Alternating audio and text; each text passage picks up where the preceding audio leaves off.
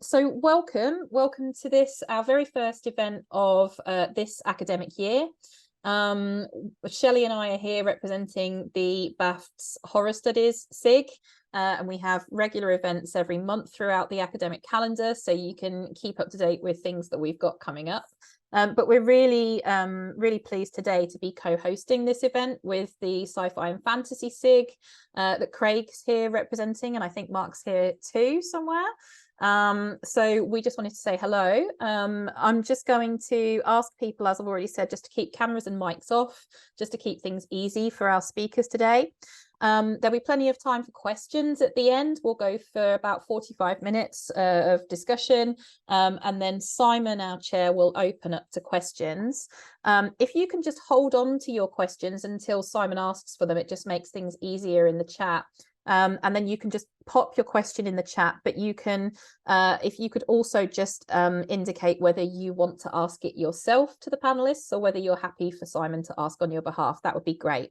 So just hang on to them for now until Simon says. That said, we welcome the use of chat and would like to see all your enthusiastic responses to all things X-Files. That would be fantastic. So please feel free to chat and to speak to each other and to say hello and to comment on what's happening. That's very welcome.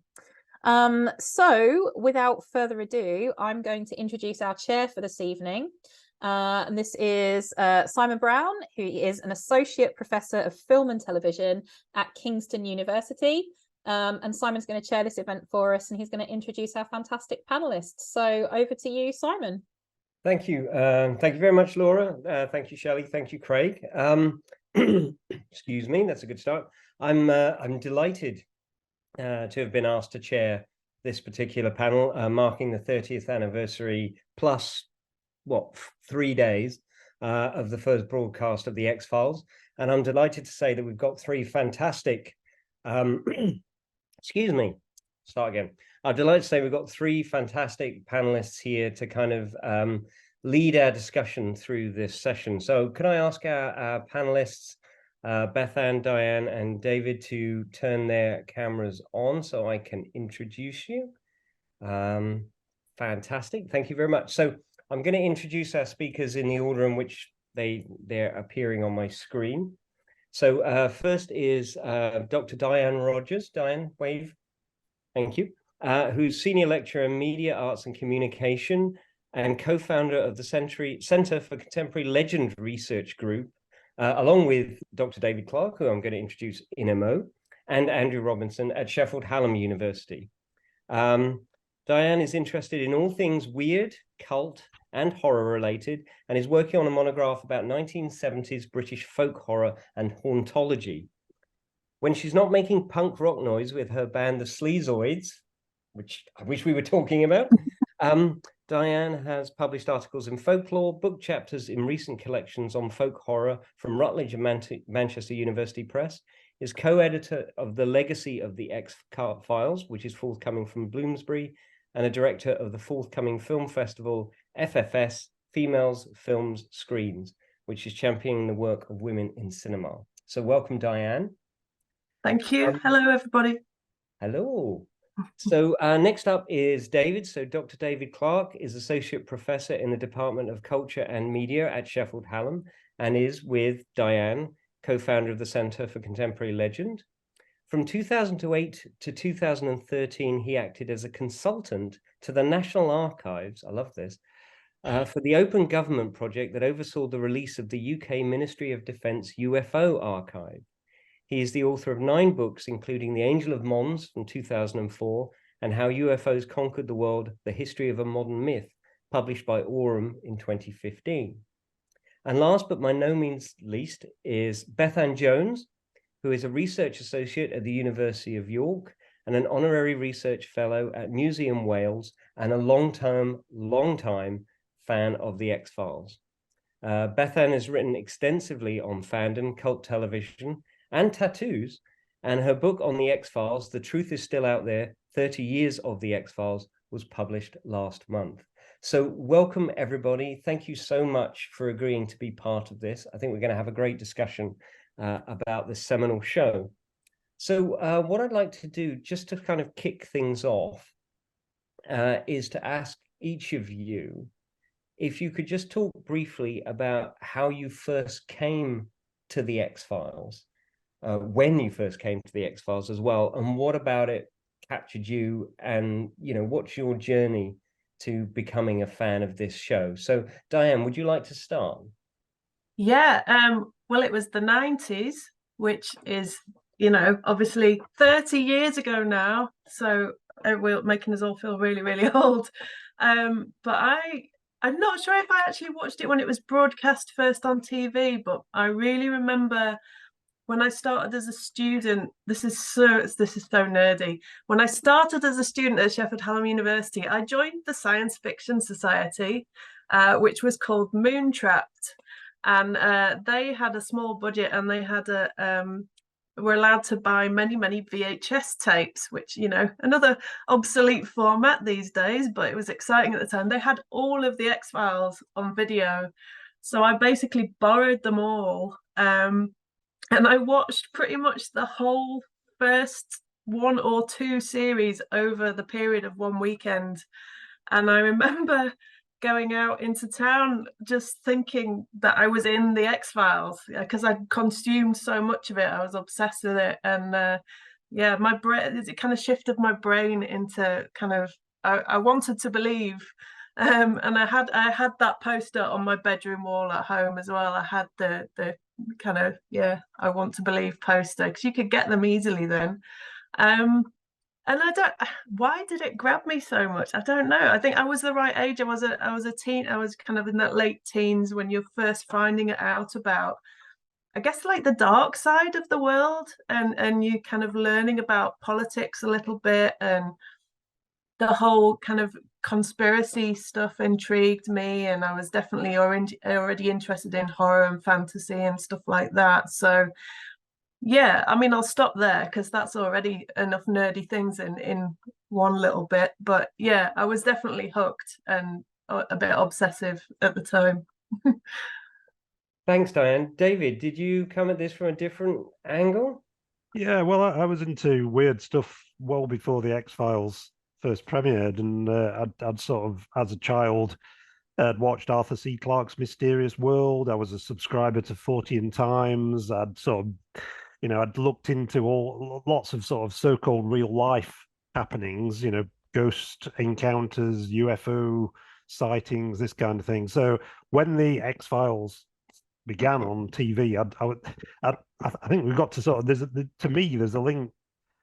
When I was at university, I was watching Twin Peaks, which was equally sort of weird and mysterious and had sort of alien elements and things. And by 1994, I was working for a newspaper as a news reporter, and because all my colleagues on the news desk knew that I was interested in all this stuff, as soon as the X-Files was on TV, it was every person who called in with something odd.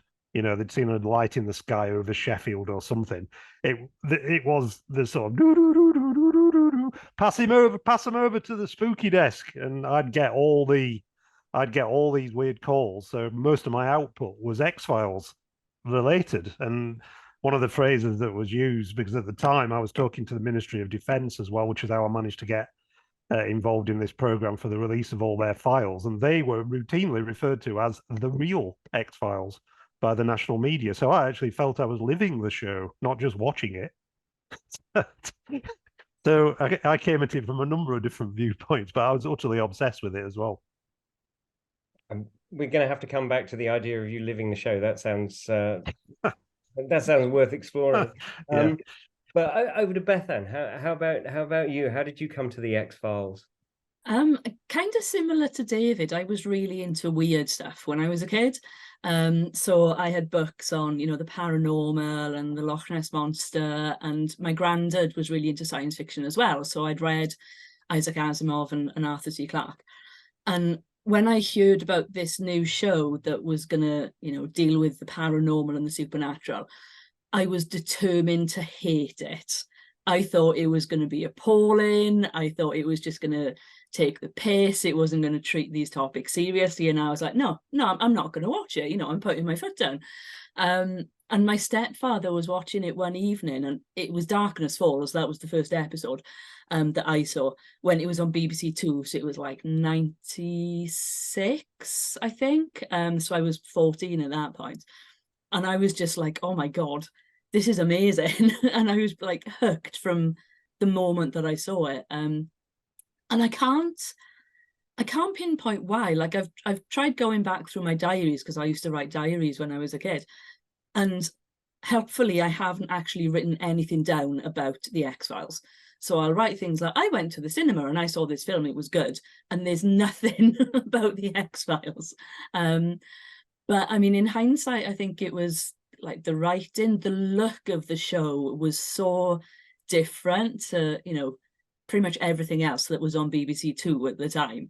And the chemistry between Duchovny and Anderson is just off the charts. Like, so that kind of pulled me in. And my English teacher in school was a huge fan as well.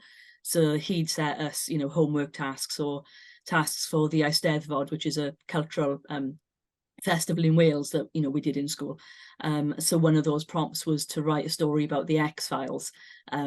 So I obviously wrote a self-insert fic with Mulder and Scully coming to investigate ghost sightings in the woods by my school, and me and my sister helped. So yeah. It's interesting. It's interesting sort of talking about watching Darkness Falls. Which season is Darkness Falls? I'm asking you. You remember this stuff, Bethan? It's season 1, so it's first season. It's, I want to say it's past the middle, I want to say. I can't remember exactly what episode number it is. But yeah, season 1. Because the first season in the States, you know, when it aired on Fox from September to, I assume, June 1993 to 1994, it was a disaster, really. I mean, you know, nobody was watching it, nobody was interested in it. And then it started airing in the UK in January 1994 on Sky, which of course nobody had and nobody watched.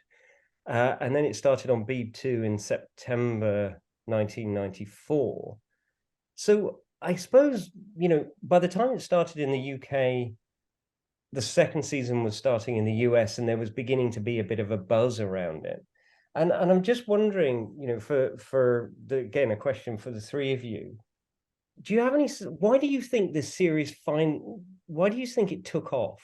What do you think about it was the thing that really captured audiences in that period, particularly given the fact that, you know, for the first season nobody really cared that much about it? What's the chemistry behind the show? I think because it hooked into really successfully the sort of zeitgeist at the time, the existing mythology, which I write about in the chapter that I've contributed to Diane and James's book.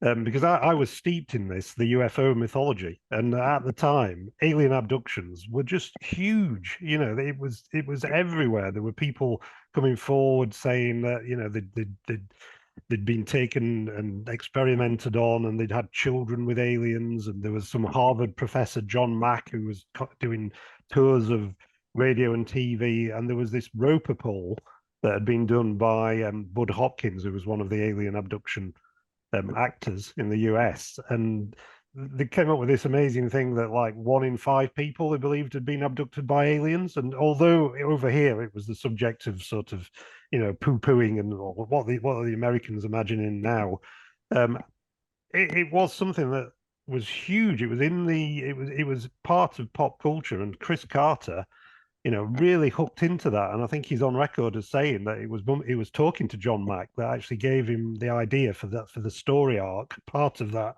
story arc, which is double pronged, isn't it? It's the alien abductions and the what do you call it, the cosmic Watergate. I think that's probably the best way of describing it. And I think, although it wasn't a success at first, I think the more it sort of the word got round, the more people sort of hooked into it. And because it was reflecting so well what was supposedly going on in real life, that was the recipe for success. And it just like Bethan was saying, it was the chemistry between the two characters. I mean, although there'd been lots of other shows featuring some of these topics. I mean, the one that I remember specifically from childhood was Jerry Anderson's series UFO, you know, with the DeLorean cars and the moon base. But I mean, it hasn't aged very well, has it, compared to the X-Files? I mean, the opening titles are amazing, but it didn't have quite the same impact, even though it dealt with similar issues. I mean, there's alien abductions in that, there's government conspiracies and cover-ups, there's alien invasions, etc., etc. There's just something different about the X-Files.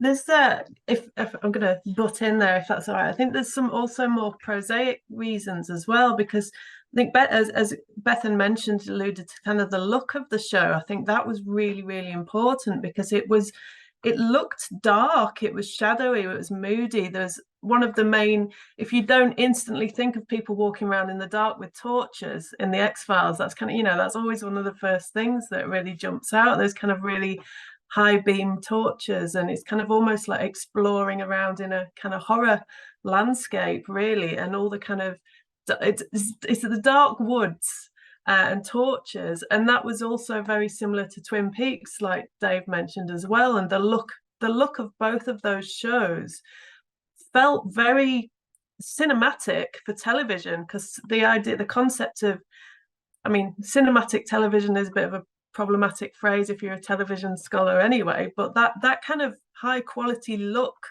for television wasn't usual at the time. It looked like, and there were loads of cinematic references as well. I was just saying earlier, I just rewatched the pilot episode. There's so many more specific references to Steven Spielberg in that first episode. There's number of references, kind of visual references to Close Encounters, when the power goes on the car and the radio goes kind of screwy, and there's the kind of light. It's almost exactly as it is in Close Encounters. There's a bit that looks exactly like it could be out of E.T., where they're wandering around in the woods, and the almost angle of the shot and the light coming through the trees. But also there's a bit when Mulder knocks on Scully's door and she says, "Who is it?" And he says, "Steven Spielberg." So just in case you've not got that message that we're making these references. So all that stuff. But the other thing I was going to add is in the UK, when the first series of the X-Files was broadcast, it was probably the one major lull in Doctor Who being broadcast. Doctor Who hadn't been on for a while, and presumably that audience, the kind of who love the nerdy sci-fi kind of weirdness, that also is taking that science fiction with a degree of kind of sincerity and gravity, didn't really have a home. So kind of we're probably just waiting for something like the X-Files to come along, and kind of no wonder those people found it, because it was the only show on the BBC at the time, I think, that was kind of taking science fiction seriously. Yeah, and I think like it does do that. It does take science fiction seriously. It's not like I said, my fears were it was going to be this just ridiculous piss take, and it's not. It's a serious show, but it also crosses so many genres. Like there's the clearly horror elements, and there's the science fiction elements, but there's drama in there, and it's not just the conspiracy episodes, you know, week by week. You've got the myth arc and you've got the monster of the week stuff as well. So and that I think was quite unusual for a lot of television at the time. It kind of merged multiple genres in this kind of new format, and it did it in a really intelligent way. It didn't speak down to the audience, which I think was really, really good. It was really, really well done. And it also picks up kind of the political changes that the US particularly was going through in, you know, the early 90s. So you've got the hangover from Watergate, which is so clearly referenced throughout season 1 in so many different ways. You've got the ghost of the Cold War hanging over the show as well.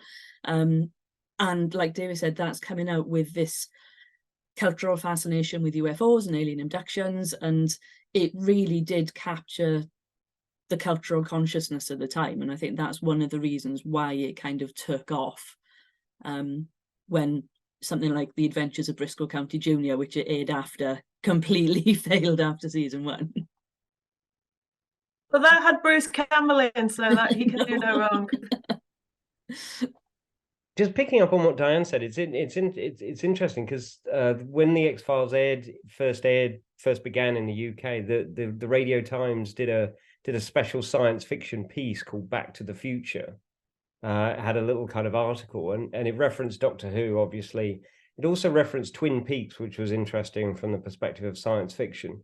And I think when the X-Files started, Wild Palms had just gone off the air, which is the Oliver Stone series that was like Twin Peaks but nowhere near as good, and people didn't like it and didn't watch it. So I think it did come in and fill this sort of interesting kind of science fiction gap in the UK as a grown-up show. And I think, I can't remember, on the BBC it was on at 9, I think. It was a 9 o'clock show. But in America, it was on at like 11 at night or something like that, which is inconceivable because in Britain, because in the 1990s television stopped at 11 o'clock at night and it was time for bed, and it all closed down. So I mean, that's really that kind of hybridity and the ufology. I'm curious. I want to talk a little bit more about the way in which the show seems to embody the 90s. I was reading before this the book co-edited by David Lavery called Denial Knowledge, which was published in 1996 while the show was still on. And in the introduction, it says that there's a quote that says the show reflects the mindset of this era. And I'm curious to drill down into this a little bit more. We've talked about ufology and conspiracy theories, but obviously this is the kind of post-Reagan, post-Bush, heading into the Clinton era. Is it heading into the Clinton era? I'm getting my decades. Yeah, I think it was. So, you know, what is quintessentially 1990s about the X-Files in addition to that, do you think? Well, I think people were actually a bit optimistic that, you know, this thing about the government conspiracy. I think that they actually thought that there was something to be revealed, you know, that the government was actually hiding something. And I think back to the ufological aspect of this, 1997, I remember it very well, was the 50th anniversary of the Roswell incident. So there was this massive buildup. It's been 50 years since this iconic incident, which is like the granddaddy of all the UFO stories, and a lot of people genuinely thought that you know, the truth is out there, it's about to be revealed. So there was this huge build-up, and I remember this working in newspapers at the time. It was just so many people who perhaps dismissed some of these stories, almost like the X-Files was validating it. And here you've got a government agency, or I think it was the FBI they work for. Whereas before, governments constantly poo-pooed anything to do with strange phenomena. And here you had a series that was portraying a specific government department, whatever it was, that was actively investigating it. And I think that was, you know, probably the first time that had been depicted on TV, and in a serious, grown-up way as well. There's a kind of just picking up on what Simon said about what is the essence of the 90s-ness about it. Me and my husband have kind of got a running joke about shows from the 90s. It kind of feels like it was the decade most self-referenced. I mean, all, you know, how many times have people said on TV, it's the 90s? I mean, I don't think we go, hey, it's the 2020s. It's almost like, it's you know, it felt modern. We were approaching the millennium, so it seemed like this is the modern era, come on. And there was all those concepts of the new man. If you think, there was all those Athena posters with a man holding a baby, that was a whole thing. And we had the whole ladette kind of culture. Girls could go out and drink pints of beer now, and there was all the Britpop stuff, and there was I mean, there's a lot of bad stuff that came with that, but there was kind of, was there a sense of optimism generally? You know, there's kind of, you know, if you think of all the new Labour and things are going to get better, and maybe there was a sense of that generally, whether it did or not, of course, you know, that's another story, but that approaching the millennium, and there's felt like a significant moment in human history, just the number coming up to 2000. The spin-off series is called Millennium as well, you know, it's all that zeitgeisty stuff. So yeah, I think and you know, we've got this series with a strong female intelligent character who's not overly sexualized, which was really important to see for a lot of people as well. So yeah, obviously there was bad stuff going on in the program, but maybe it's all going to come out. Maybe we're going to discover what's going on, kind of what Dave was saying, you know, maybe there is stuff that we're going to discover. So yeah, it's the 90s is yeah, still a running joke in our household. I do wonder as well that, like, I'm jumping in, sorry, but because there were a lot of shifts in culture in the 90s. So I think you're right, Diane, that there was this sort of sense of optimism because you had the concept of like the new man, and obviously Scully has been massively influential for women all over the place. But you've sort of got these concerns about technology. So we've got the millennium, but then also Y2K. And I remember like that being a huge thing, that the computers were going to crash and like the banks were going to fold and it was going to be this horrendous thing. And like you see the X-Files grappling with technology and artificial intelligence in Ghost in the Machine in season 1, which when you watch it now seems, bless them, so just pathetic. But you've kind of got those concerns about technology. I think you've got in some ways those concerns about traditional masculinity and traditional gender roles, and kind of thinking about sort of the end of the Cold War. There's this quote from Chris Carter that, you know, now that Russia is no longer the enemy, we need to find a new one, and the new enemy becomes the US government, which obviously is, you know, kind of one of the central points of the show. So I kind of feel like I'm coming at it at a slightly less optimistic viewpoint, that, you know, there's not so much of the optimism of the new millennium, but all of the stuff that we're hoping for, but is ultimately we're being disappointed. There's definitely like a grappling to find out what this new identity is, and struggle with the dark stuff and the negative stuff. Whilst and I agree with all the technological stuff as well. There's a lot of really interesting stuff in the program, and I really remember the Ghost in the Machine episode as well, with that's the evil building, right? Yeah. But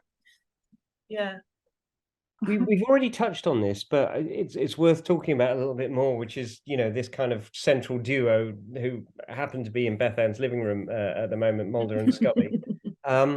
And I could see popping up in the chat mention of shoulder pads and high-waisted pants and so on and so forth. But how important in representational terms was the conception of those two characters and the building of and the way in which their relationship operated, do you think? Would, you know, are they looking back on it from a perspective of 30 years, are they really as progressive as they appear to be at the time we were watching the show? I think, like, when we're looking back, we always see things that could be done better. And looking at, you know, the X-Files is exactly the same. Like, I love Mulder, but rewatching some of the episodes now, he is such a jerk. It is unbelievable. And you're like, dude, seriously, what are you doing? And again, you know, some of the stuff with Scully, there's a lot about her being unable to conceive a child, and then the whole William storyline, which I'm not, the less said about that the better. But there's sort of a lot there that, looking at it now, is a bit like, okay, it could have been done better. But I think at the time, it really was like nothing we'd seen. And it still gets talked about now. Like, I'm in a ton of X-Files fan groups on Facebook, and you'll still get people that are new to the show, they're watching it on Netflix or whatever, and they will talk about Scully and how they've decided to go and study medicine because of Scully. And, you know, there's been academic research done on the Scully effect, which is a real thing. And I don't think that can be overstated. I think there are issues with the show. There are issues with the revival, which we may come on to later on. But I don't think it's overstated when people talk about the impact that the show had on representation, and particularly in terms of gender. I don't know what Diane or David think about that. Well, I find the the characters interesting from the believer skeptic dialectic that was going on there, which reflects what you experience in everyday life when you talk about anything that's weird or unexplained. That you have the people who just will not entertain it, who just think it's complete nonsense, superstitious, this, that, and the other. We're no longer. We can explain everything. It's just that if we had enough information, and then you've got the people who are just absolutely dyed in the wool believers, and the less facts the better. And I think they reflected that sort of that opposition that you find everywhere, that kind of discussions that go on in everyday life, and that was sort of concentrated in two characters. And it's interesting, I think, in the later shows, season 8 and season 9, by which point I'd lost interest, but I did dip in occasionally. After Mulder had departed, I think the dialectic changed there in that Scully became the believer, and so that it sort of inverted that situation. I think the way he played with that and the way that was characterized was really, really effective. Diane, do you have anything you want to add to that? Yeah, I was just thinking about what Dave was saying, because I think I was obsessively watched it for a number of series, but I kind of drifted off a while as well, because I think I got to the point at which we'd seen Scully witness so many weird things. I was not as willing to buy into her skepticism as much anymore. I was like kind of thinking, really? We've seen you see all sorts of weird stuff, and you're still going, I don't know if this could be a strange phenomenon. It was the disbelief was harder to buy into for me the longer it went on. But I loved that. I totally agree with what Dave's saying about that kind of the bouncing off each other and debating the plausibility of all the events, but the fact that their roles as I'm going to say couple, but not necessarily as a couple, just as a really good pairing. They weren't stereotypical male-female character roles. Mulder's not a manly, masculine, macho. I mean, he's a bit of a dick in some episodes, like Beth said, but he's not like a jock, if you know what I mean. And Scully's not an overly girly feminine, which she's got the suits on, she's quite serious. So those characters could have it almost didn't matter what their gender was, I think, is what I'm trying to say.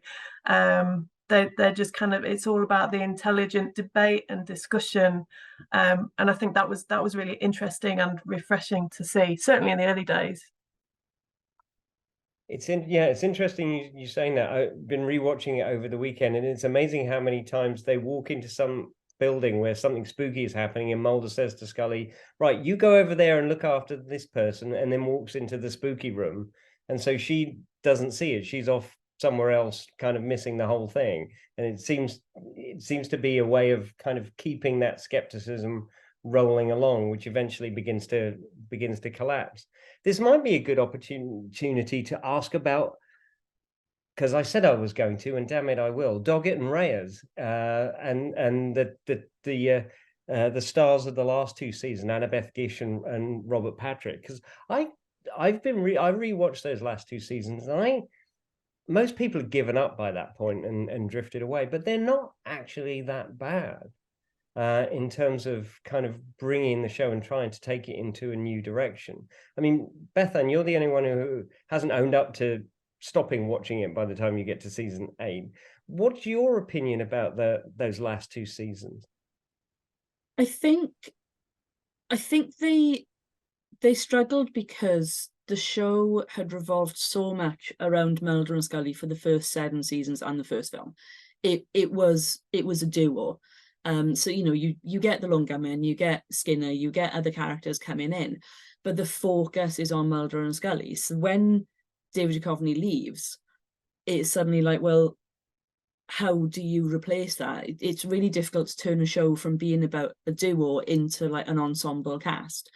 And I think you're right. Like, I think Annabeth Gish and Robert Patrick are really, really good actors, and revisiting some of the episodes now, they are really good. And I think the cast and the crew and the writers tried really hard to kind of pivot and move the show in a different direction. But I think there'd been so much emphasis on Mulder and Scully being the X-Files that it ended up being to the show's detriment in seasons 8 and 9.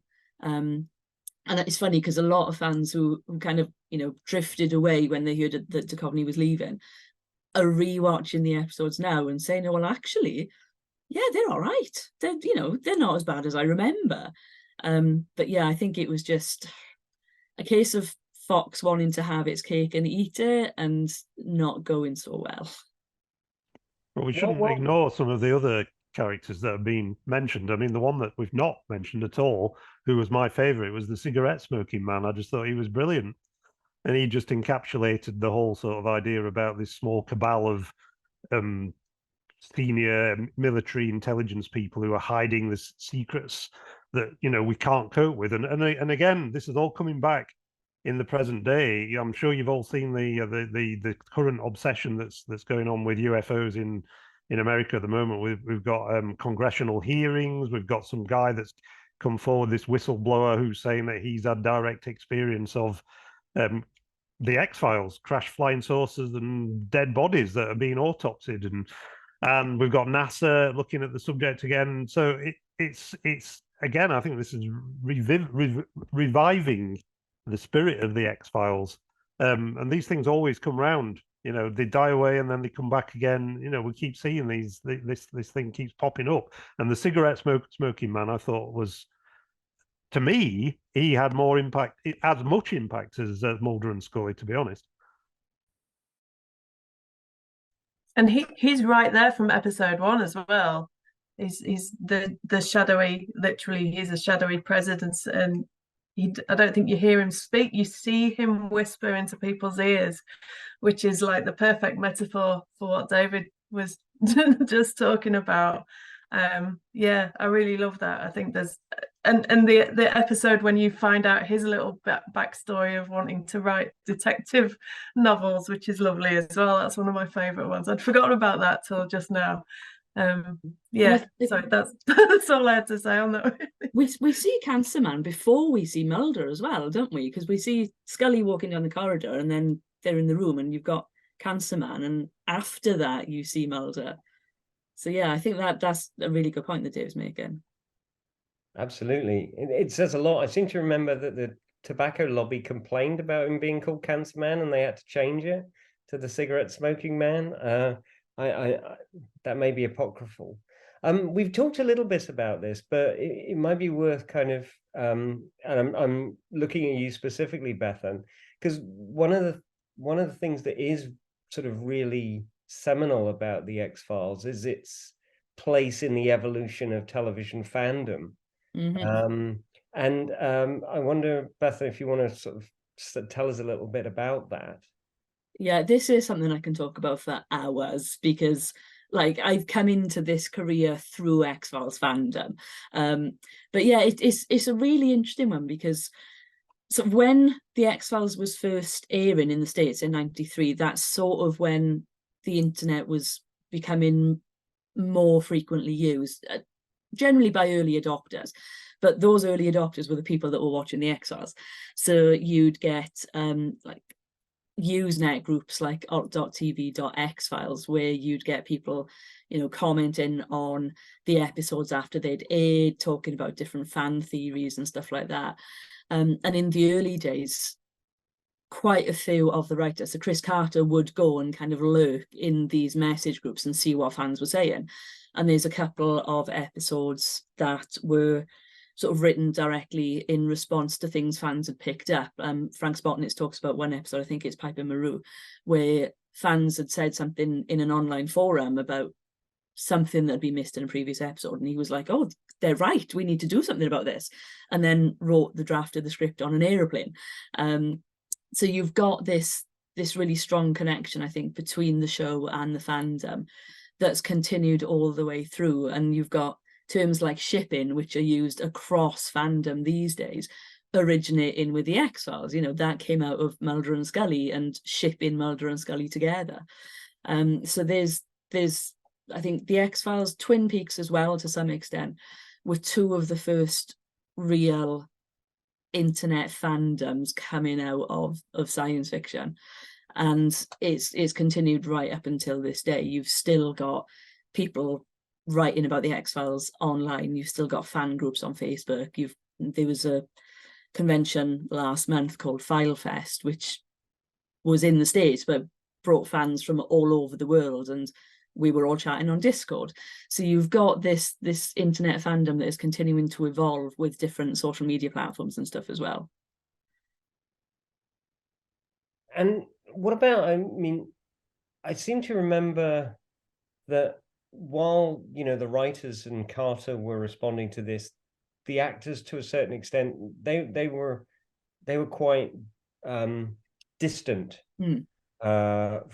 from that. It wasn't, you didn't get that kind of direct. I suppose this is leading to the question, did they have kind of fan conventions and things when the show was on, or was it before that kind of period? They did. So there were a couple. Unfortunately, they didn't have them in the UK, which was gutting because my parents were not going to let me fly to America to go meet a bunch of X-Files fans. But they did have quite a few expos in the States, specifically for the X-Files.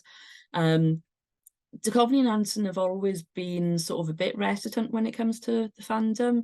They've done a couple of comic conventions, like they've both done London Film and Comic Con, but they do tend to sort of take a step back from the fandom. And there's been points where Jillian Anderson has refused to sign things relating to the X-Files when she's been doing stage shows and appearances in theatre.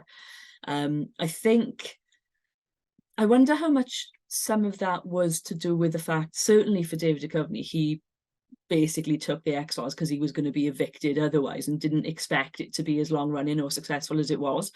So I wonder how much of it is a bit sort of, oh, well, I'm now involved with this thing that I didn't think I would be involved in for this length of time, and the fans are quite passionate and I don't like this. So I'd love to kind of interview them both and see what they actually think about the fandom, but I don't think that would happen in a million years. But no, they now, I think they're far more, grateful is the wrong word, but I think they recognise the fandom far more now than they did at the time. Yeah, I think I think I was there at the Comic-Con where Jillian Anderson was there, and it was very like, you know, she was very kind of closeted away from everybody else, and quite hard to access. Whereas, because it hadn't really taken off yet, the entire cast of Game of Thrones were just kind of wandering about saying hello to people, I seem to remember. And that's very different now. But they also did these weird things like the Rolling Stone cover where they were in bed, and Jillian Anderson posed for FHM. It was quite a weird, I mean, the 90s was a weird period for kind of the sexualizing of female performers and getting them to be in magazines, like dodgy magazines like FHM. There's a weird kind of negotiation going on there, isn't there, do you think? Yeah, and it's interesting because, like Diane mentioned earlier, that Scully isn't a sexualized female character in the show, and she's not. You know, she's this really intelligent, strong character. But Jillian, outside of the show, like she was voted, I can't remember what year it was, but it was like the thinking man's crumpet, which is a very British way of describing it. And yes, you know, there's a lot of quite kind of risque images of her, to some extent her and David as well, but very much so Jillian, which is this weird sort of dichotomy between the actress and the character, I think, maybe in some ways. And I wonder how much of it kind of ties into that idea of like ladette culture, and that actually it's fine for women to like sex and talk about these things, but then how does that work with, you know, putting scantily clad Jillian Anderson on the cover of FHM. It's a strange juxtaposition. There were all those lads magazines though, weren't they? Like you said, it was a very nice, like Nuts magazine, and all those kind of like really horrendous kind of, yeah, not nice. I have got quite a nice little story about Fandom that I'm gonna crowbar in while I think of it, if that's all right though. While I was kind of doing some research for the book, there was a really interesting story that was a mystery to do with a pair of the ruby slippers that Judy Garland wore in The Wizard of Oz. And I won't go into that because that's a whole big, long, complicated mystery. But the FBI ended up getting involved in helping track down this particular very valuable pair of ruby slippers. And it was some FBI agents ended up having to deliver them back to the Smithsonian Museum, where the curator was looking after a lot of very valuable Hollywood movie and TV memorabilia. And apparently they kind of was showing them loads of stuff like Batman's cowl and Rocky's cape and stuff like that. But apparently the curator said, when I remembered that we had Mulder and Scully's badges, FBI badges from the TV show, these FBI agents' faces lit up and they all wanted to have their photos taken with them, and they all wanted to show everyone back at the office. And so I think that's quite a nice, the extent of the fandom that it might be a bit of a busman's holiday, but the FBI themselves were fans of the show and watched it. I think some of that ties into some of the stuff Dave was talking about, how it reflected. I would be very interested to talk to those people who were working in the FBI at the time, who were watching the show, and kind of how it reflected on kind of their experiences and all that stuff. But yeah, I love that little weird story. Just a question here for Dave, just to finish up the fandom thing here. Has the X-Files got a fandom amongst ufologists? No, it doesn't seem to have much of a following amongst ufologists, because they've gone off in many other weird and wonderful directions. But it certainly has a relationship with ufology, because I mean, in particular, I remember that I think it was not the pilot episode, but the second episode. There's the bit where Mulder breaks into the airbase.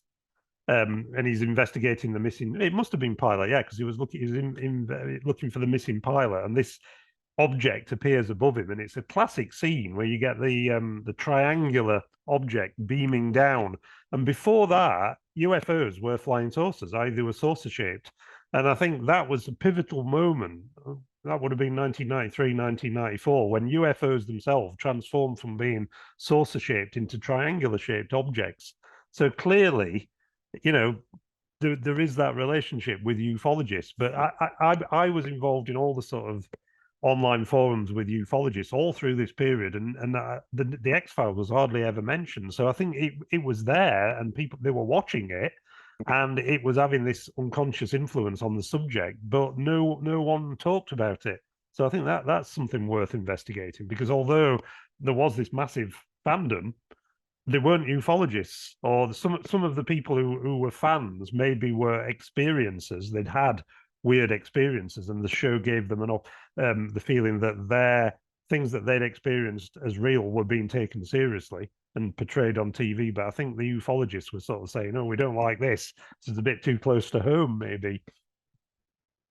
I'm going to open it up to everybody in a couple of minutes, but before we do that, I just want to talk a little bit about the aftermath of the show. And Diane, in the introduction to your book, the co-edited volume, The Legacy of the X-Files, you asked the question, does the X-Files have a legacy? Presumably the answer is yes, because you've written a book about it. But what is in your view, what is the legacy of the X-Files?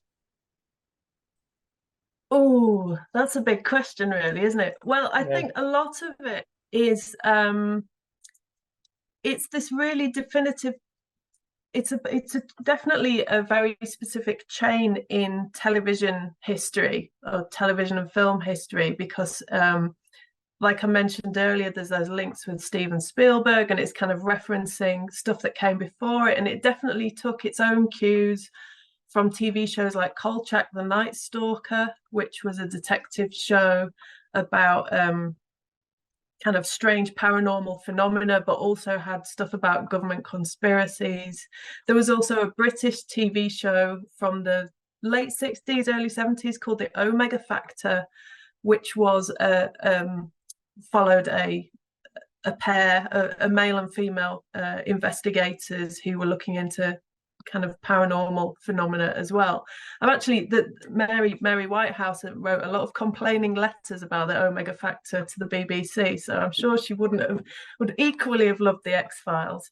But I think there's a whole host of shows that have come after the X-Files that probably wouldn't have existed without it, had it not kind of shifted the kind of paradigms and kind of what we were talking about earlier about the aesthetics, the look of the show, that kind of whole concept of cinematic television, but also taking science fiction seriously as well, and all the stuff about conspiracy theories, which again, kind of, there's periods in history when people into conspiracy theories and conspiracy theories have not been taken terribly seriously, but the X-Files kind of offered almost a platform to hang on, maybe these people are onto something, and kind of gave some credence to that. So there's a raft of show. I mean, there was kind of the Roswell TV show started a few years after X-Files.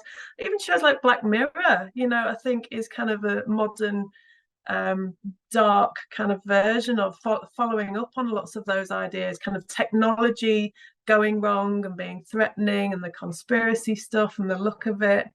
Even I don't know if anyone saw a TV show from the kind of late 2000s called Fringe. As a kind of bit of an obscure, I have a special place in my heart for Fringe. It's a great sci-fi series if anyone hasn't seen that one. But also kind of more artsy things like Tales from the Loop, if anyone's come across that. That's quite dark and arty, and that sort of feels like a bit of a cross between the X-Files and Twin Peaks, and that's only from the last kind of five years or so. And things like Star Trek. I'm a big Star Trek fan as well, but if anyone's seen the recent Picard series, that's really feels really dark and grown up, and I don't think without the X-Files doing what it did, I don't think a lot of these darker grown-up science fiction shows would be kind of made in the way that they are. But there's also, beyond those, there's loads and loads of, there's constant cultural references popping up in popular media referencing the X-Files all the time. I mean, right back to the kind of the characters showing up in The Simpsons, but there's also stuff like what's it called? Wellington Paranormal. Has anyone seen Wellington Paranormal? Fantastic. If you've seen What We Do in the Shadows, it's made by the same team, but it's about a New Zealand police kind of group team who basically are modeling themselves after Mulder and Scully in the X-Files. Their police chief has got X-Files underpants on. He's got a little room at the back of his office with the truth is out there poster, all that. It's very funny. It's meant to be fun. It's very silly. But there's loads of things like that are just constantly, 30 years on, that's kind of a new TV show. It's constantly making direct reference to the X-Files in the same way that the X-Files was referencing Steven Spielberg and all that kind of stuff. So it's a very, very important big link in a long sci-fi TV chain. That's about the shortest answer I can give. Sorry, Simon. I was going to say also, it's some of the phrases from the X-Files, including the X-Files, has entered the English language, hasn't it? Because whenever now in a news story or a documentary they talk about something that's been covered up, it's gone into the X-Files. So it's become part of that lexicon, hasn't it? And many other phrases from the show as well. Mulder and Scully. Trust no one. Trust no one. The slogans, yeah. Yep. And you find on TikTok as well, you'll get the 6-note sequence being used in a lot of TikTok videos by people that were, you know, nowhere near being alive when the show first aired. This is one of the things I'm interested in. What I'm going to do before I say this, I'm going to open this up now to everybody. So if you've got a question that you want to ask one of our panelists, please put it in the chat. Say whether you want to ask it yourself or whether you want me to ask it. And if it's aimed at a specific panel member, say so, or if it's for everybody, say so, and I'll start going through them.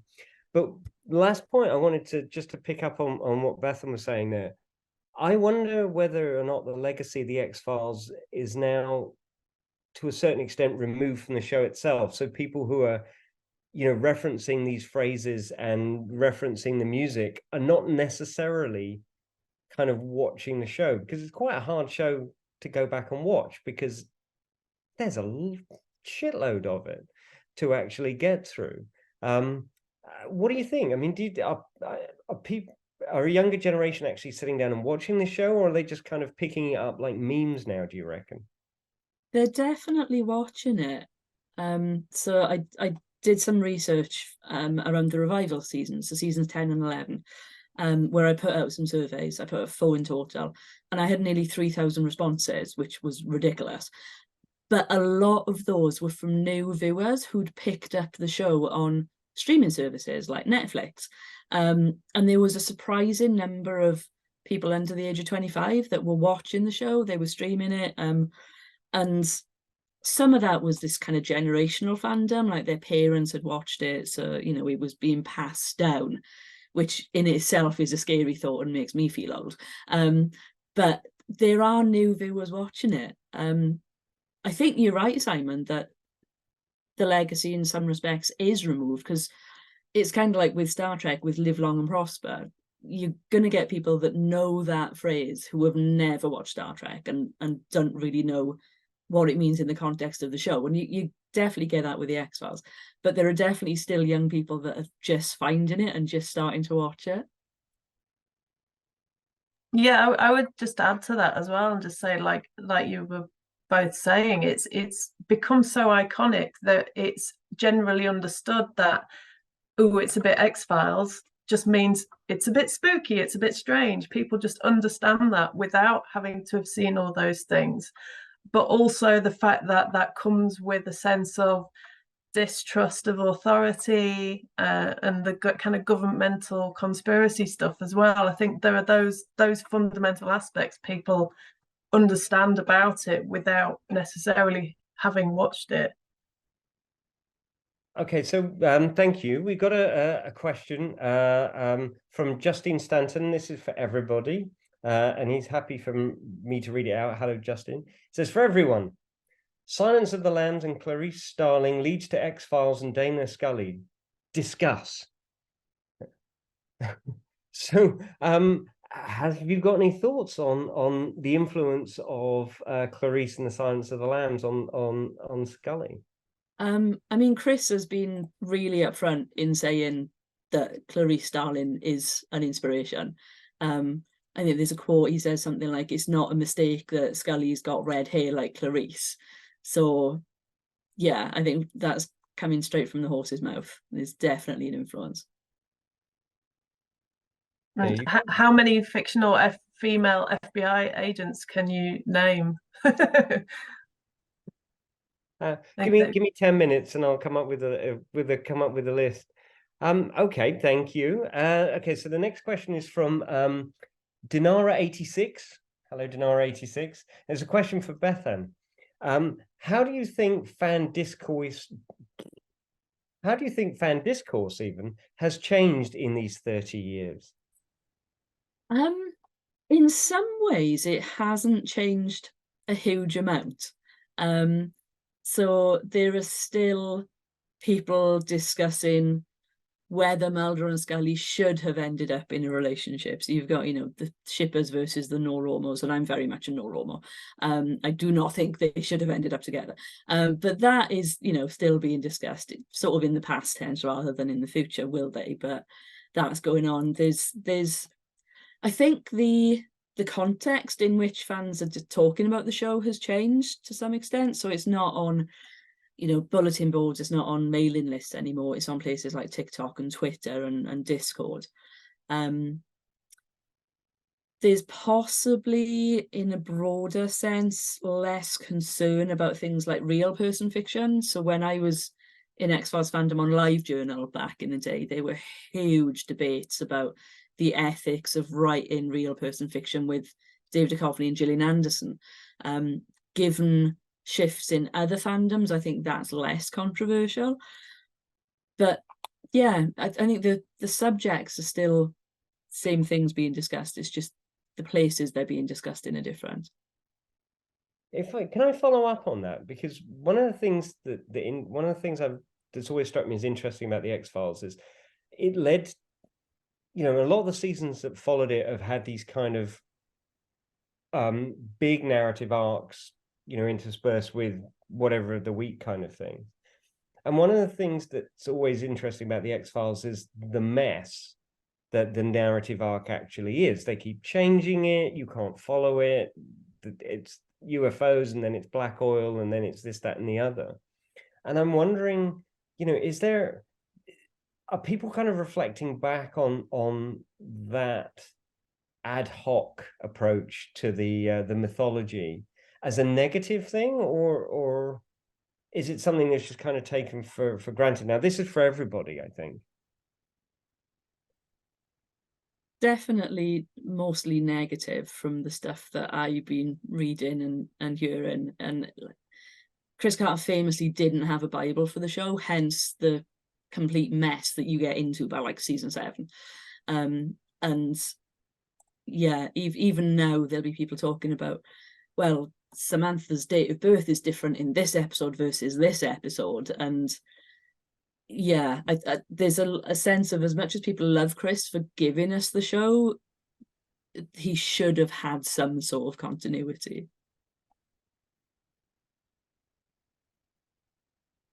Okay, so thank you, Bethan. I agree with you on that one. It seems to me to be like a sort of a show of television in transition, kind of navigating this sort of big arc narrative thing away from the episodic, but not quite figuring out how to do it. Yeah, I mean, I might be being unfair to it, but we shall see. So a question from Laura me.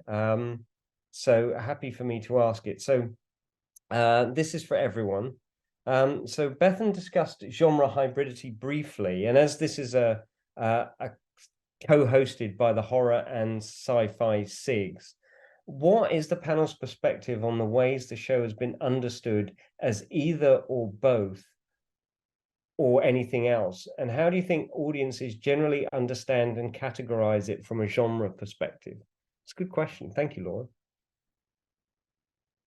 We've got quite a few chapters in our book about different kind of genre perspectives on the show, and I think it's kind of one of the kind of blessings and the curses of the X-Files, because one of the wonderful things, if you are a genre fan, then it's great because there are horror episodes, there are Christmas episodes, there are comedy horror episodes, there are pure sci-fi episodes, there's kind of, you know, noir episodes that I mentioned earlier. There's all that stuff, and I think you have to have there's a certain degree of having the tongue in the cheek about a number of those as well. So, but that can really divide people as well. So if there's kind of purists who really want the kind of, I'm taking this, you know, taking the show very seriously, and I kind of, if you want to kind of see the story progress and it not be a bit silly about itself, then that can really put people off. Or if, you know, if they're not kind of horror fans or don't get the references that are being made, or, you know, there's the kind of I forget what the episode is called, but there's a like episode with Jim Rose Circus, and I think, is that kind of the freak show one, is that in black and white as well? Maybe I think it's referencing the kind of, I'm sure there is a black and white episode at some point. I'm misremembering. It is probably 25-30 years since I saw those episodes.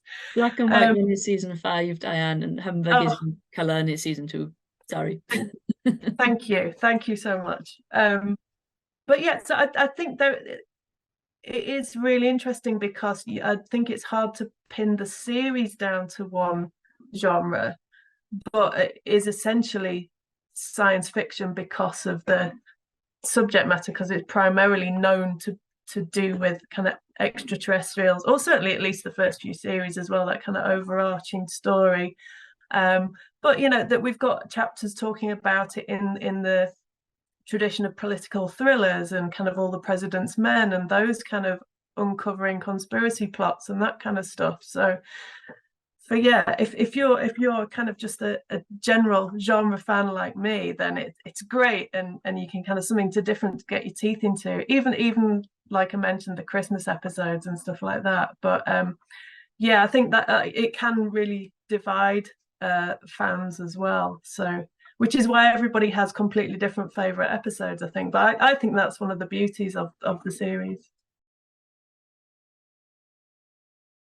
David, Bethan, do you want to come in on the science fiction horror debate, or yeah, I'm just going to say, when you're talking about favorite episodes, I love Jose Chung's From Outer Space, because I think, was that season 3?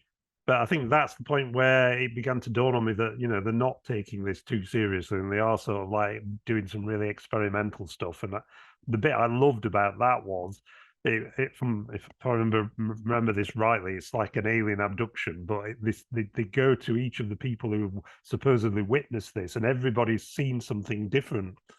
They've all got a different story to tell, and the whole thing is just done in such a knockabout way. It was if you'd watched the previous 2 seasons, it totally turned the whole genre thing on the head, so you didn't really know which way it was going or what the outcome was going to be. I loved it, but I suppose if you really were taking the narrative arc seriously, you'd be thinking, what's this? Have they lost the way? But I thought exactly the opposite.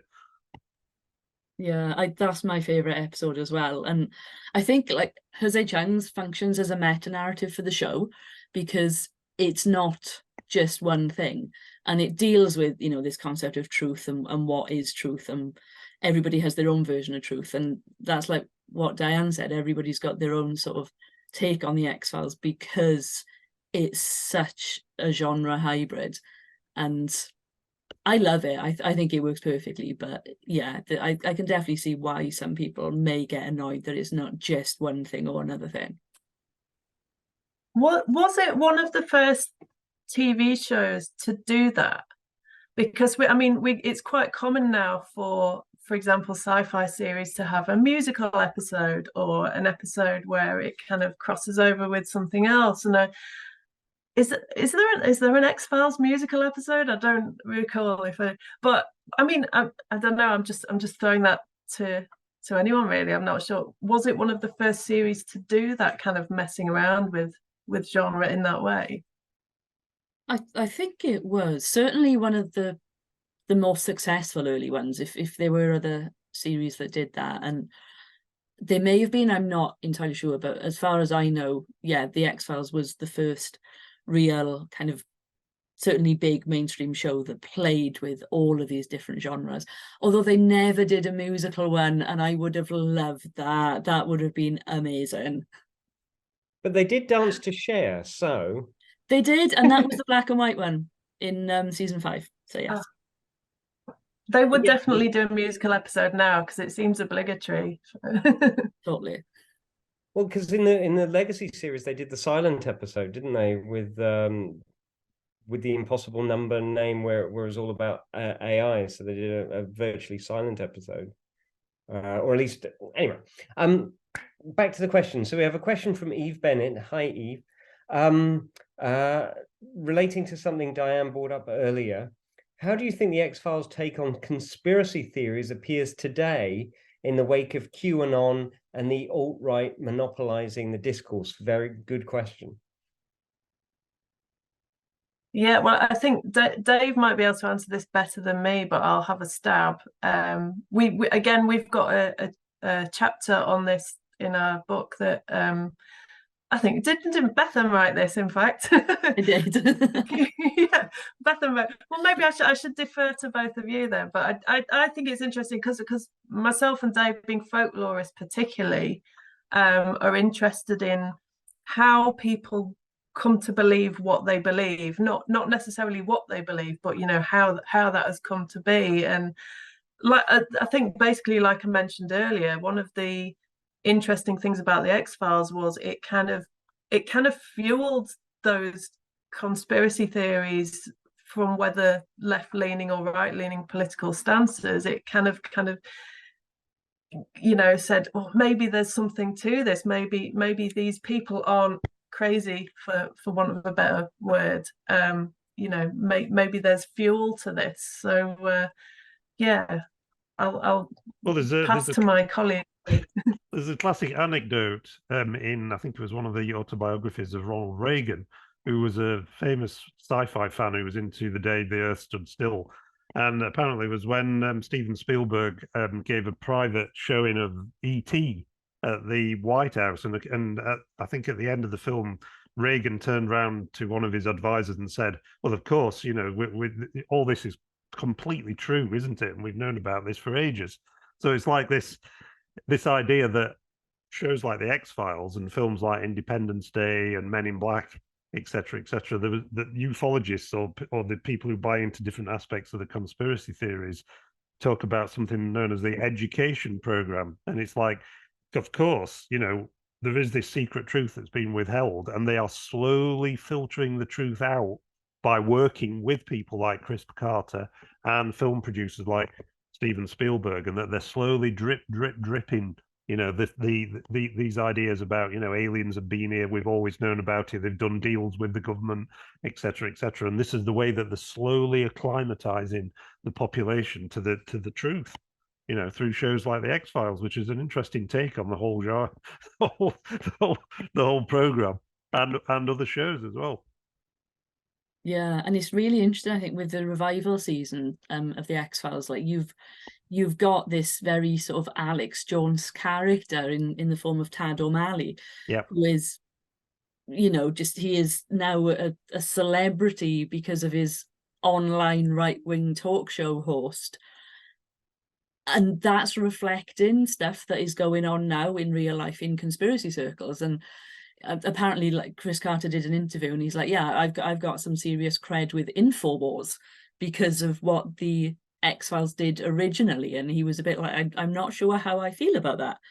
And it's really interesting, because I think to some extent, you know, you've got the old arguments about, well, media effects theory, but then there's also the sense that, well, yeah, we are to some extent influenced by the media that we consume. And to what extent did the X-Files have an impact on things like QAnon and conspiracy culture? And it's really fascinating, possibly also slightly depressing. I'm not sure. I was going to mention Alex Jones earlier as well, and I think possibly because of the X-Files had a knock-on effect to things like, because John Ronson, the journalist, did a TV series and a book in the around 2000-ish called Them: Adventures with Extremists, and it's kind of like a documentary version of the X-Files, because he does there's an episode with Alex Jones, there's an episode where he looks into kind of secret government cabals and conspiracy stuff, and so I think there was definitely that stuff around at the time. Yeah, a lot of interesting, scary things with real world knock-on effects, definitely. Even the revival of the Twin Peaks series had someone hosting their own kind of telling the truth kind of YouTube series within that as well, and a kind of right-wing, alt-right kind of thing. Yeah, sorry, I just remembered that. No, it does beg the question as to whether or not, I mean, they never would for obvious reasons, but whether or not now is a good time for the X-Files to come back, or, you know, whether it would fit. I mean, it seems odd in a way to spend 9 years uncovering the truth that the government is lying to you, when you can see that it's lying to you every time you turn on the news.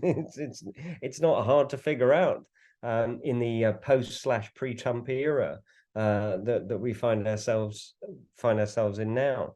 But it is amazing to look back and see how prescient this series was from 30 years ago, and how resonant it still is, I think. So I'm just summing up what you I much more strongly believe in government ineptitude rather than necessarily conspiracies and lying. I tend to think a lot of it is just because they're useless rather than there's some great conspiracy going on. But there may be both, you never know. We've got another question here. I love it's from Nia, who says, I've not got enough brain power to formulate this into a sensible question that isn't just what's your opinion on this, but it recently struck me that I'm not sure that Mark Snow gets enough flowers for his impact on the show. The music is so atmospheric and contributes so much to it. I wonder if you had any thoughts for Nia about, the contribution of Mark Snow to the kind of the mood, the success of the series.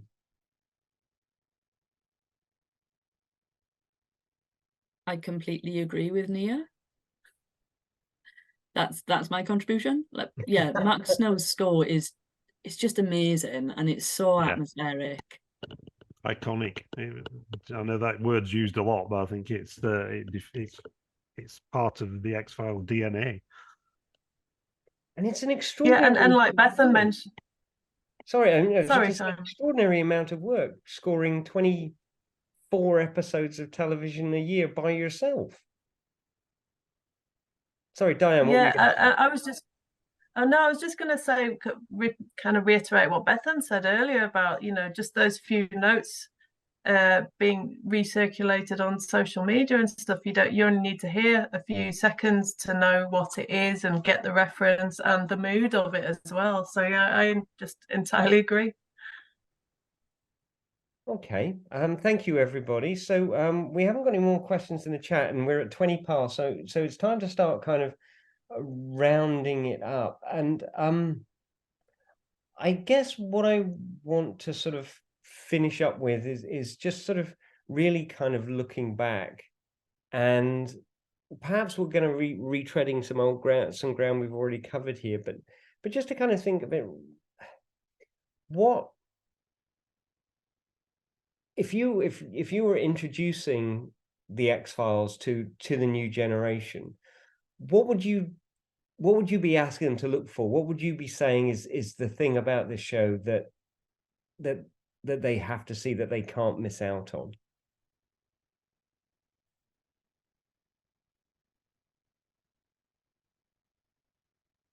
That's a really tough question.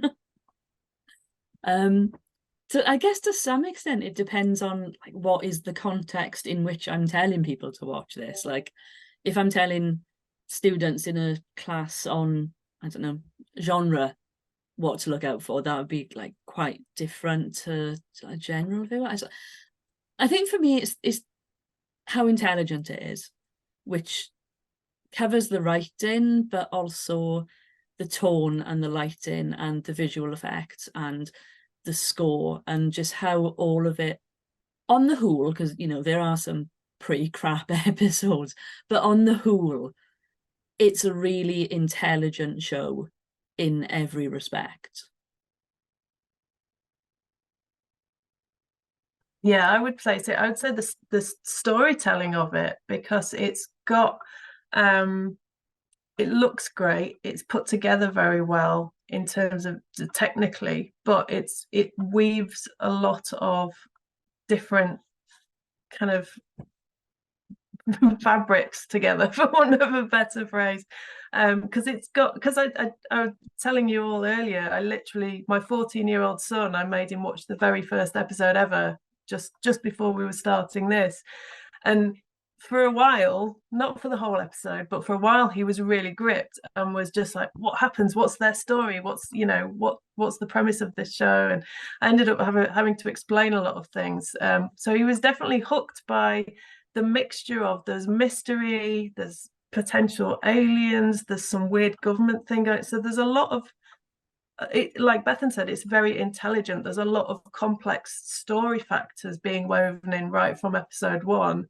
and some of which, there are some less good episodes as well, but there's a lot of clever, complicated stuff that keeps you hooked. So I would definitely think from from just the storytelling aspect, but also the politics and stuff like that. Yeah. Yeah, so I'd say I'd repeat all those things, but it goes to me. I think what's interesting is the the belief and disbelief part of it, because that seems to be fundamental to a lot of these phenomena. That we're talking about. Monsters and cryptozoology, aliens, UFOs, etc., etc. A lot of people are grappling with what is the nature of evidence. What some people accept as proof that something exists is completely different to what other people would accept. Whereas all those things are discussed and grappled with on a weekly level when the X-Files was being shown. It's and it was always like they got the evidence, or they got the piece of the alien, and then it was snatched from them at the very last minute. So they were back to square one again. So all those kinds of storytelling techniques, I just think, work really effectively in the X-Files, and I can't think of another show that where that's done as effectively as it was by Chris Carter's team. Thank you very much. Just a lot. I don't want to have the last word, but there is one thing.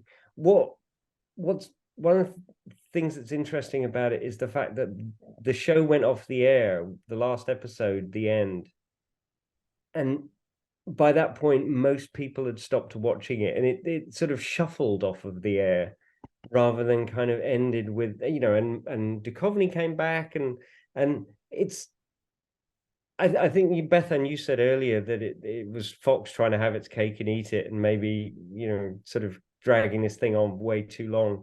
But it's kind of a shame, and it really is important to remember just how huge, particularly in season 4 and 5 coming into the movie, just how incredibly huge this show was.